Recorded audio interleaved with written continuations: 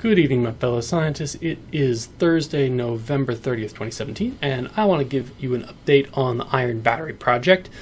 For new viewers, I have been working for the last year on building an all-iron battery chemistry, which will store renewable energy and be very cheap and friendly to build at home for folks who might be interested in a DIY battery chemistry. In some early tests, I managed to successfully move current from an iron anode to an iron salt cathode, and now I'm refining that and optimizing it and looking for an undergraduate who might like to work on this project over the next few months. In the meantime, I discovered that iron dissolves, oxidizes, and falls into solution in the EDTA electrolyte.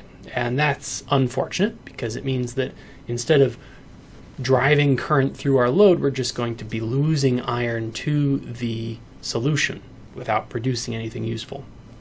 Slow leakage of the battery, current leakage, if you will. So that's less than ideal, so how do you shut it down? Well, one option was to make sure that there's no oxygen in the environment. So I sealed the electrolyte and the iron in a plastic bag, and we're still getting oxidation. You can't have oxidation without reduction, so what's getting reduced? Now, my first thought was oxygen. Oxygen might still be permeating through the plastic bag in which the iron is located, but it could also be that the iron is generating hydrogen.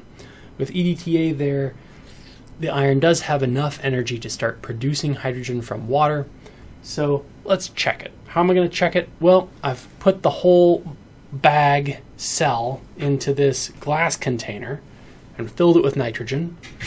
That way, there's no oxygen to oxidize the iron, and the only way that we can have a continuous production of oxidized iron, corrosion of the iron, is if there's production of hydrogen gas. Now, that hydrogen gas may diffuse out of that cell. I didn't see any bubbles, but that doesn't necessarily mean anything. Hydrogen can escape from lots of things. So we'll give this a test, give it a couple days, see if we're seeing a decent loss of iron into that solution, and if we are, we can conclude that it's the water's fault.